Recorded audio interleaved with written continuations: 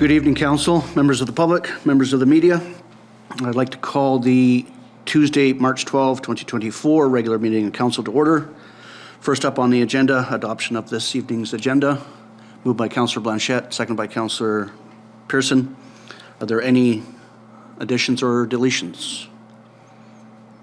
All in favor? It's carried. A couple of minutes to adopt, starting with 3.1, so looking to adopt the February 27th, 2024 regular meeting of Council. Moved by Councillor MacLean, second by Councillor Mulyk. Any errors or omissions arising? All in favor? It's carried. 3.2, adoption of the minutes of the February 29th, 2024 special meeting of Council. Moved by Councillor Pearson, second by Councillor Mulyk. Any errors or omissions arising from it? All in favor? It's carried. Under 4.1, we do have a delegation this evening from BC Assessment to provide an overview of the 2024 assessment role. And I'd like to welcome virtually Taria Penner. Did I get that right? That's correct, Taria Penner. Thank you. The floor is yours. Good evening. Thank you for having me. My name is Taria Penner. I'm a Deputy Assessor with BC Assessment. I am going to be presenting an overview of BC Assessment, our function, and how that relates to local government. You guys can hear me okay? Just fine, yeah, you're coming through 5x5. Perfect. I'm going to share my screen. Oh, there we go.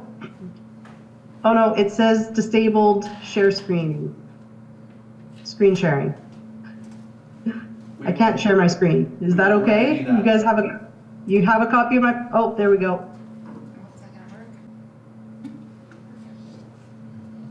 All right, how's that working? Perfect. So as I said, my name is Taria Penner. I'm a Deputy Assessment, I'm a Deputy Assessor with BC Assessment for the North Central Residential. I'm working out of the Prince George office, and I'm going to present an overview of BC Assessment and our key function. So some of the topics I'm going to talk about, a little bit about BC Assessment and the history, how we apply evaluation along with classification and exemptions. A bit of an overview of kind of what it looks like in a day in the life of BC Assessment over the course of a year with our assessment cycle and key dates. How the assessment plays out between the relationship with the assessments and taxes. An overview of both provincial as well as Valemount's overview for the 2024 role. A bit about the appeal process and how we can collaborate with BC Assessment and how we collaborate with our stakeholders. So a bit about BC Assessment is we were established in 1974 under the Assessment Authority Act. So this is our 50th anniversary year, which is pretty exciting. This was a result of a nonpartisan commission tasked with examining property assessments in British Columbia. And the recommendation was to create a province-wide assessment service authority to fairly and independently assess all properties in BC. We have many service commitments. This one specifically that I want to talk about on this slide is the innovation and collaboration. So we do work really hard to collaborate with local government, such as yourselves. We really want to hear feedback on our reports, how we can make them more accessible and in a timely manner. We recognize that there's many changing needs. So from data advice to the way that we run our reporting, we really like to hear that feedback and work with, hoping at the end of the day to have a goal of meeting you where you're at and making sure that your needs are being met with the reports that we are providing. So our enduring purpose, we support communities through property assessments that result in the property taxation. Internally, we operate off of these 4 values here. Specifically, we are dedicated learners. We do have many appraisers taking appraisal courses, becoming experts within their fields of valuation. And this is a big benefit to local governments and communities so that we can continue to provide the best assessment role that we possibly can. Our commitment to British Columbia. Clearly, we have our property owners, so that's going to be both residential as well as non-residential property owners, local governments such as yourself, as well as Indigenous nations, and the provincial government, the Ministry of Finance that we report to. So working with all of the stakeholders and hearing feedback from, as well as providing information to, so that we can continue to build the communities and build British Columbia. You may have heard of our product. It is called the Assessment Roll. This provides an annual list of property values throughout all of British Columbia. So on the Assessment Roll, we have just over 2 million properties across BC, and that makes up just under $3 trillion worth of property value. On the Assessment Roll, it will identify ownership, valuation, classification, and any exemptions that may be applied to the property. And again, this is what local governments such as yourselves will rely on when you're looking for to apply the property taxation. So we do value many types of property, and some of the key information as we work through the assessment cycle is that our valuation date is July 1st every year. So we're looking to what the markets were doing on or around July 1st, and that's going to be determined by any sales that occur around that valuation date. Our physical condition is October 31st. So that's going to be what the property had on as a physical condition, what the property was like as of October 31st in conjunction with what the market was doing July 1st. We get many questions on why market value. It is recognized internationally as the fairest system for distributing property, the property tax burden. As properties with similar values will pay similar taxes. It is easy to confirm through assessment search. We do provide much information online through our website.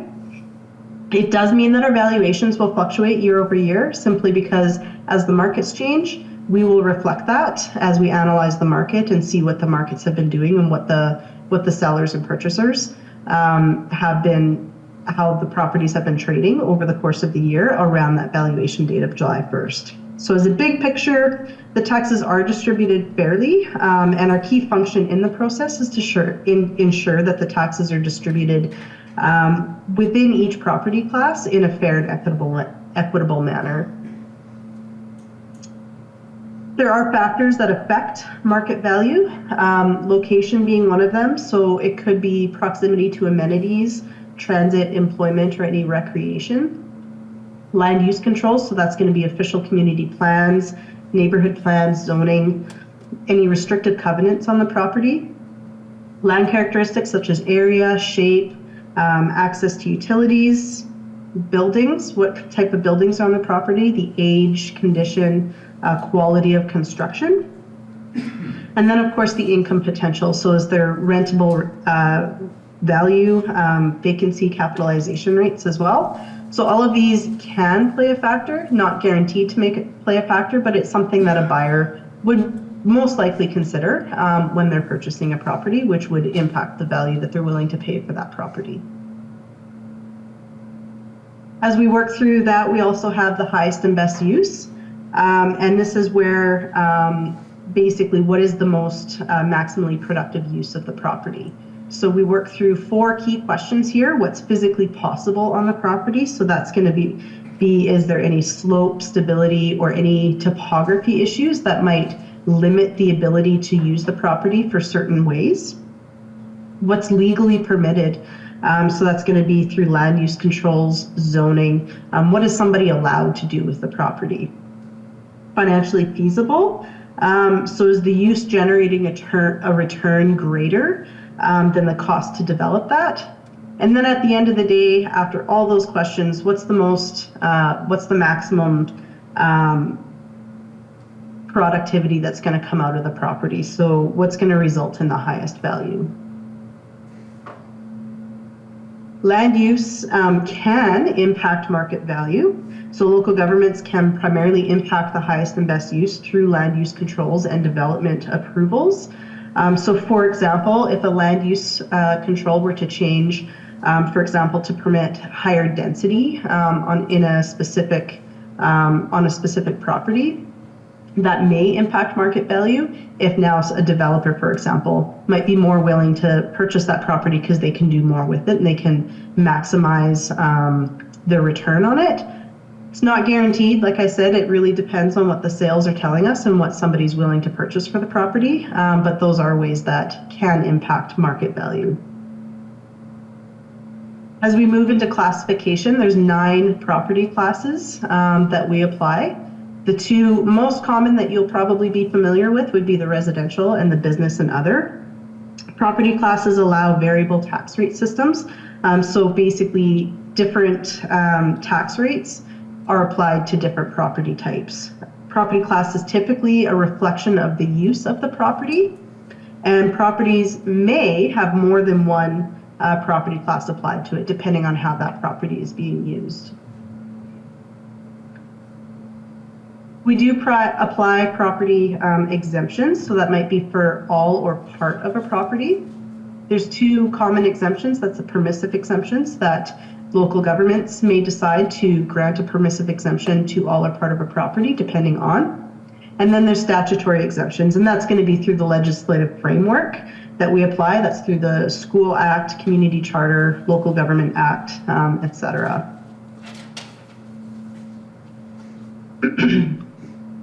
So BC assessment has different cycles throughout the year. So essentially January 1st to January 31st is considered to be our inquiry period. Our assessment notices go out at the beginning of January, and that's where we get typically an influx of calls, people curious about their assessments or potentially looking to appeal the assessments. Anybody looking to appeal an assessment, the deadline is January 31st. From February 1st to March 31st, we're going through the appeal hearings, so that's the phase that we're in right now. Through the Property Assessment Review Panel, that's the first level of appeal. Our revised roll production is completed after the appeal process is completed, and that's what we're working through right now. And in a couple of weeks, we'll be sending that to all the local governments. From April 1st to September 30th, that's where we're conducting our analysis of what the market's doing, looking at the sales through that July 1st valuation date, as well as looking at any permits, any information for new constructions, and adding non-market change, which is typically tied to new construction.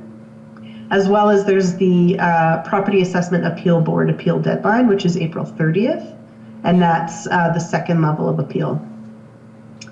And then October 1st to December 31st is our roll production. That's when we're finalizing our next year's values.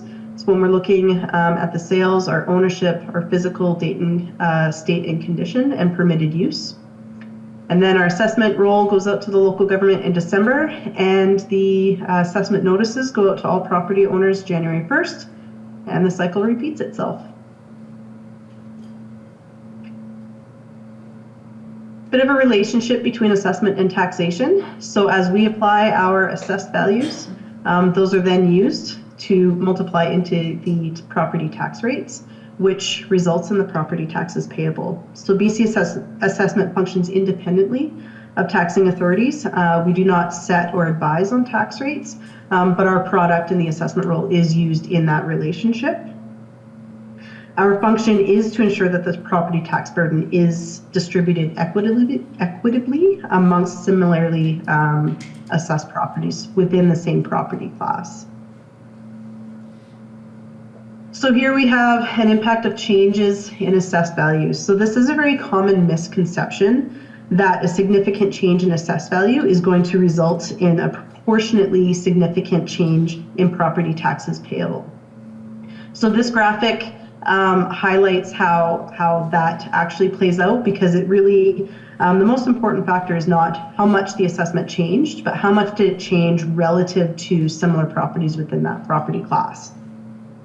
So here, it's important to note that this does assume a stable tax base. So it's assuming that the tax rates are the same from the previous year. So here we can see if your assessment changed lower than the average tax rate for the property class, your taxes are likely to decrease. If it's similar to the average for that property class, it's likely not to change. And if it's higher than the average within that property class, then it's likely to increase. Again, that's assuming a stable tax base. So the 2024 assessment roll overview. Provincially, we saw a 3% increase from 2023 to the 2024 roll. We saw an 18% increase in non-market change, so that's going to be new construction from 2023 to 2024. And 88.5% of the total assessment roll is classified as Class 1 residential. So Class 1 residential does make up a majority of the value. Specific to Valemount, we had just under a 1% increase from the total roll from 2023 to 2024. We did see a decrease in the non-market change. I'm going to pause here a little bit because that number looks really alarming, but I just want to highlight when we talk earlier about the land use controls, this is fairly typical for smaller local governments. So when I was looking into this, from 2023 to 2024, the 2023 roll experienced some different zoning changes that had some impacts to value, and that impacted the non-market change, whereas 2024 didn't have those same zoning changes. So we are seeing a decrease comparatively, but it is important to note that we did see just over a $3 million increase still to the assessment roll in non-market change through new construction. And Class 1 residential did see a little bit of a decrease from 2023 to the 2024 roll.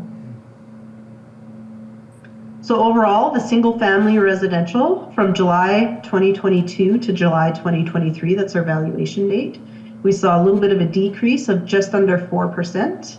And commercially, we saw an increase of just over 9% over the last year. So I'm going to talk a little bit about the appeal process.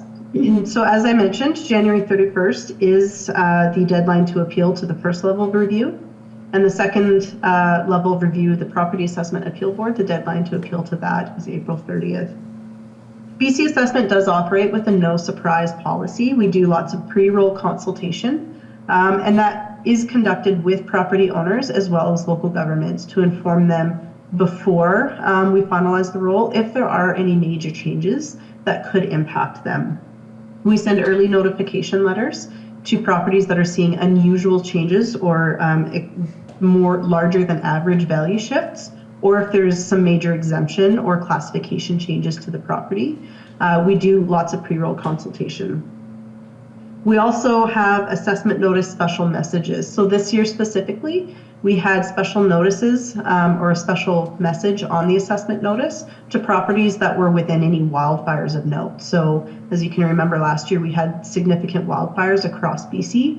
And so any major wildfires, properties within those areas did have a special message for that. So that's another way that we try to operate under a no surprise and make people aware of things that could impact their value. So completed roll acceptance. So this is specific to the appeals under the first level of appeal. Last year, Valemount, as you can see in the blue, you did have more appeals last year than you typically do. This year that stabled off a bit where we're seeing it back to the normal levels. I think there was around 11 appeals this year, as same as 2024, whereas in 2023 there were 36 appeals.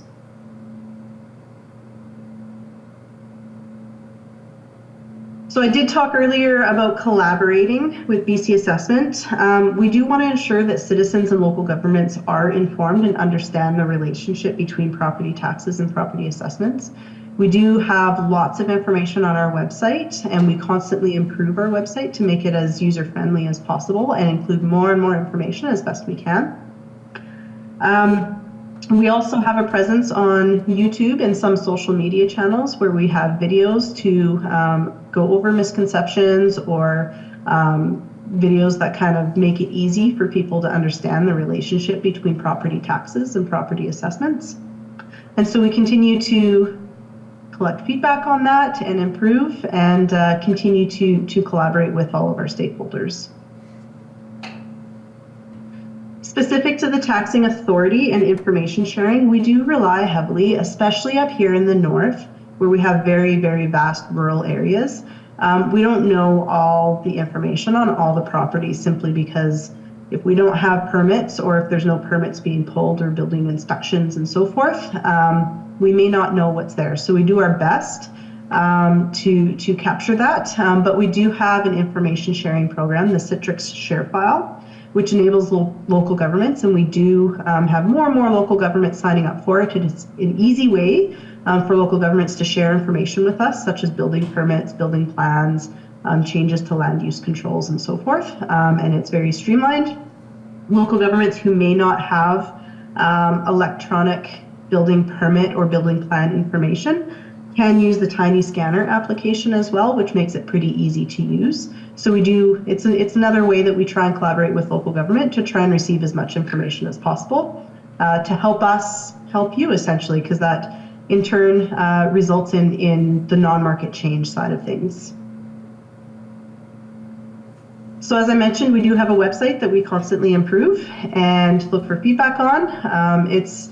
It's pretty cool. It's pretty user-friendly, I will say myself. You can look up properties. You can look up sample sold properties and similar properties assessed within the neighborhood. It's pretty good that way. And so I would encourage anybody to have a look at our website. The property trend maps we constantly improve, which provides different trends within jurisdictions for property classes, which helps keep everyone as informed as possible. And then we do have additional resources on the government website, which would have more information on the Property Assessment Review Panel, as well as the Property Assessment Appeal Board, any homeowner grant information, as well as property tax deferral programs. And that is it of my presentation, so I will turn it over to see if there's any questions. Well, thank you very much, Ms. Penner. That was a great presentation. Motion to receive. Moved by Councillor Pearson, second by Councillor MacLean. Questions for the presenter? Any at all? Councillor Pearson. Yeah, thanks for the presentation. So I have two quick questions. When you were talking about the cycle of assessment, we get to kind of the next cycle, and you mentioned, new build inspections and stuff, and you mentioned permits. Now, the fact that a permit is pulled, does that affect assessment? Because, that may not start until the following year for construction. Yeah, great question. So the fact that the permit is pulled won't necessarily mean that any changes are made to the property. What it does is it alerts us that somebody may have plans to change the property. So once that alerts us, then we go through a process of contacting the owner or potentially doing a site inspection, potentially talking to building inspectors, depending on the location and how easy it is to get the information that we need to know if there's any changes to the property. So all it does is signal to us that there's plans to make changes, but until the changes have been made and until we've confirmed those changes, there wouldn't be a change because of that permit. Okay, thank you. And then my second question, we're all pretty familiar with statutory and permissive tax exemptions. And on your one slide there, it showed permissive and revitalization tax exemption. What is a revitalization tax exemption? Yeah, so that is, I'm less familiar with that on the spot, specific to Valemount, but that's flagged through the permissive exemption scheme. Okay, thank you.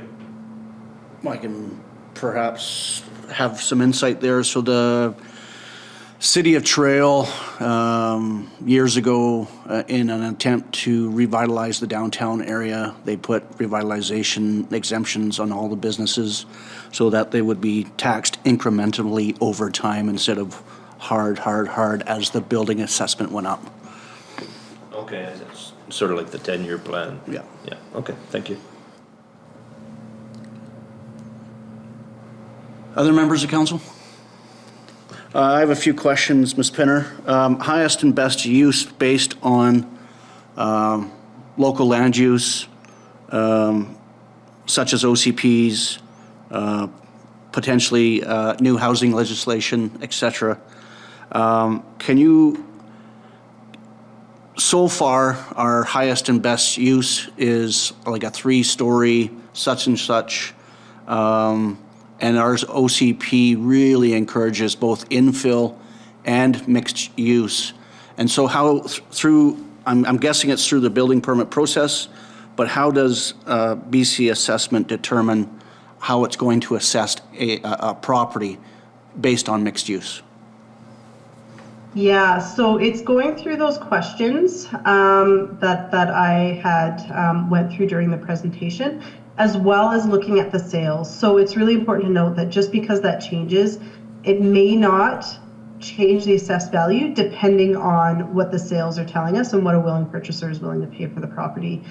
So it would be looking at similarly zoned properties, what those are selling for, what the demand is, and putting that all in conjunction together. Thank you. And on sales, in a particular classification, if there are no sales, how do you assess that property? Yeah, so we might look to previous years. We may look to similar markets across the province. We may look to what listings are telling us, speaking with realtors and kind of doing the research and putting all those pieces to the puzzle together. And thank you for sending me a pre-roll advance notice a couple of years ago. I really did appreciate that after a 76% increase. So over the last couple of years, we've really experienced a boom and bust cycle here due to industrial activity. And, you know, doing a bit of math, I'd won an appeal, went up 76%, went down a bit, but over a 5-year sort of trend, had a nice stable increase of about 3.78%. How can we work with BC Assessment to identify these sort of boom and bust cycles to make everything equitable for residents and businesses? Yeah, like I said, markets, especially in smaller municipalities, can change significantly. We do our best to inform as much as possible, especially if there's major property class changes, to inform beforehand. The best is to communicate. I know that I get lots of questions from local government, and I try and work with them throughout the year as best I can. And we try and inform as best we can. There may be some small slips in the cracks here and there, but we certainly try and be accessible by email, by phone, and through presentations such as this to work with the local governments as best we can. Great, thank you. And my final question, the Citrix share file, is there a subscription fee required for that? That is a good question. I don't believe so, but I don't want to be held to that answer. That is certainly something that I can take away, look into, and get back to the village on if you're interested in signing up for that. Yeah, I require more information, thanks. Sounds great. Anything further, Council? Well, again, thank you very much, Ms. Penner, for the great presentation. It's always great to hear from our partners at BC Assessment and give us, those in the gallery and those at home listening in, a better understanding of how BC Assessment works. So thank you very much. Thank you for having me. Have a great evening. Thank you. Any discussion on the delegation? All in favor of receipt? It's carried.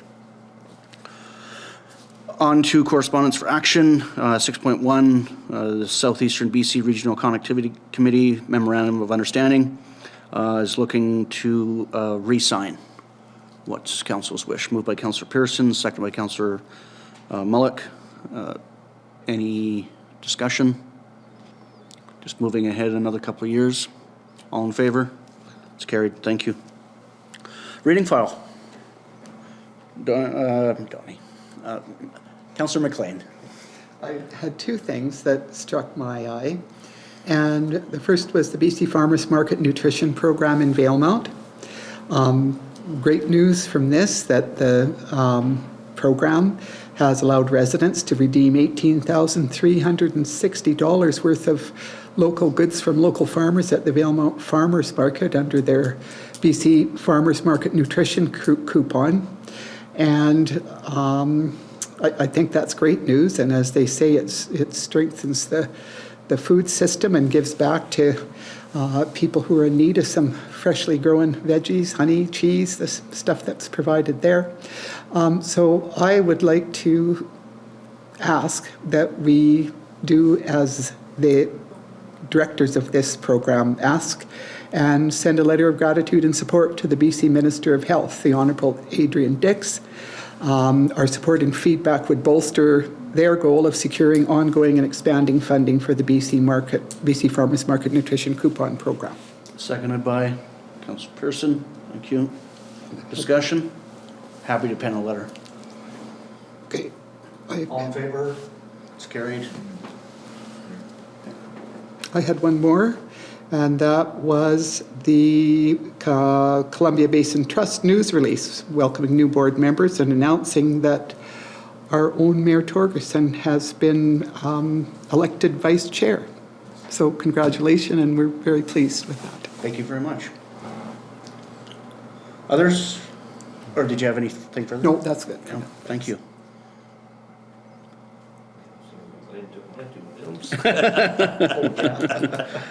I will touch on number 9, the Upper Columbia Reservoir update. You'll see that Kinbasket is really starting to level off in terms of receding. So, you know, in January we saw a meter over a month, or a meter over a week, and now we're seeing, you know, less than a foot over a week. Snowpack, importation of power, other downstream sort of requirements, both through the treaty and the non-treaty storage agreement.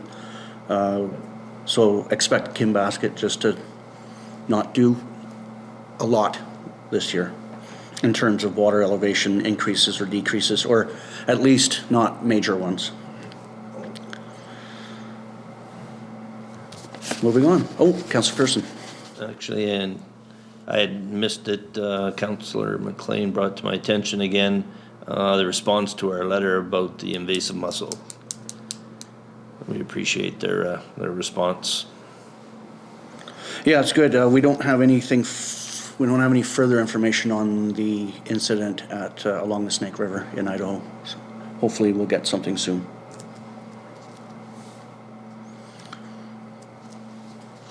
Hey, it's quite the reading file. Oh, 8.1, under administrative reports, we have a need to appoint a corporate officer this evening with a recommendation that council appoint Ms. Carleena Shepherd as corporate officer for the Village of Valemount effective March 18th, 2024. Moved by Councillor MacLean, seconded by Councillor Mulyk. Discussion. We're very pleased. She has been acting in the capacity for quite a while and doing a great job, so we're really happy to do this. Really proud to call the question. All in favor? It's carried. Congratulations, Ms. Shepherd. 8.2, UBCM Fire Smart Community Funding and Supports with a recommendation that council approve staff to apply to the UBCM Community Resiliency Investment Program's Fire Smart Community Funding and Supports grant for up to a maximum of $200,000 per annum over 2 years for the purpose of hiring a local Fire Smart coordinator and covering associated cost of promoting wildfire preparedness. Moved by Councillor MacLean, second by Councillor Pearson. Discussion.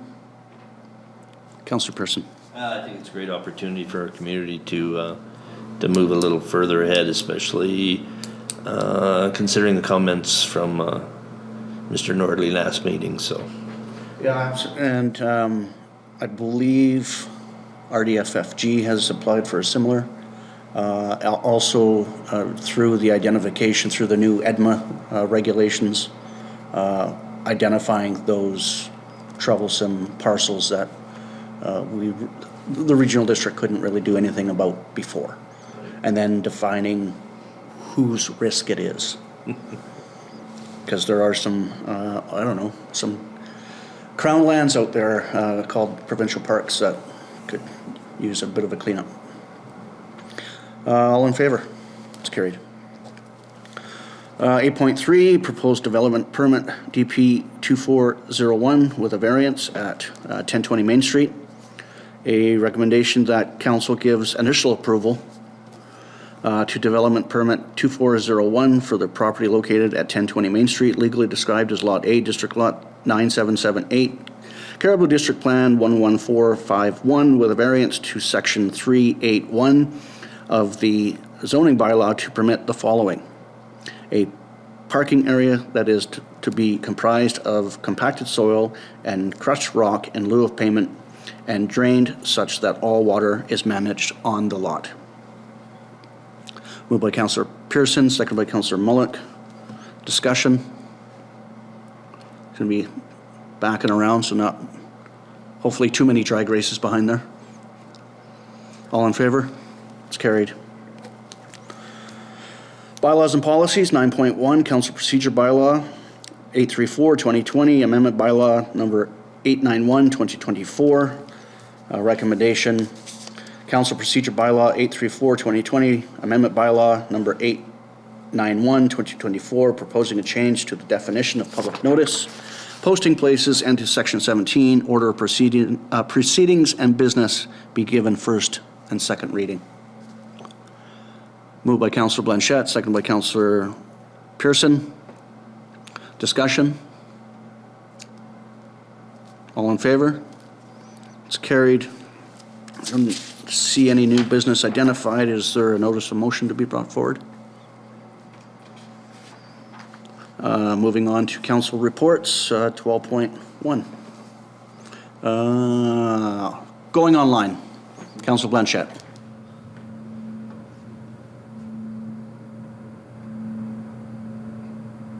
Councillor Blanchette. Oh, okay, sorry. On the 29th of February, I joined you all for a budget meeting with staff. And just to plug the library a little bit, I know it's not good, but we had our 60th anniversary on March 6th. And 60 years of fun, everybody reading. And we will be doing more events throughout the year. So stay tuned to our Facebook and come into the library and visit us. Congratulations. That's everything, thanks. Councillor Mulyk. On March 3rd, I attended with the Ready Grant Adjudication Committee the public input meeting at the high school. It was a very interesting and worthwhile afternoon. And on March 6th, another interesting and very worthwhile endeavor was our council-to-council meeting in Clearwater. And that was a perfect day for driving down there, and everybody was in good spirits, and I think we accomplished a fair bit. Yeah, definitely. Roads were awesome. Councillor Pearson. Nothing to report at this time. I have stories to tell, but nothing to report. Did you make your 11 o'clock appointment to the pool? On Sunday last? No. Oh. Then to Councillor MacLean. On February 29th, I too attended the village budget meeting with senior staff. Then on March 6th, I, along with Mayor Torgerson, Councillor Mulyk, and senior staff, drove to Clearwater and attended the community-to-community meeting. As part of this meeting, we signed a memorandum. I didn't know whether it was out there yet. Our mayor signed the historical memorandum of understanding with the SIMP. We were pleased to see this signed and look forward to a greater bond between the communities. And on March 11th, I attended a Columbia Basin Trust local government committee meeting. And that was it for me.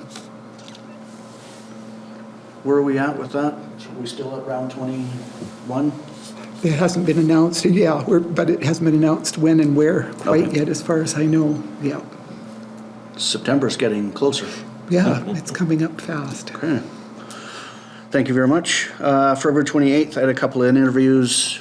First one was with Mountain Life magazine regarding Kinbasket and its recreation potential, as well as and its future of development around it, which is nil.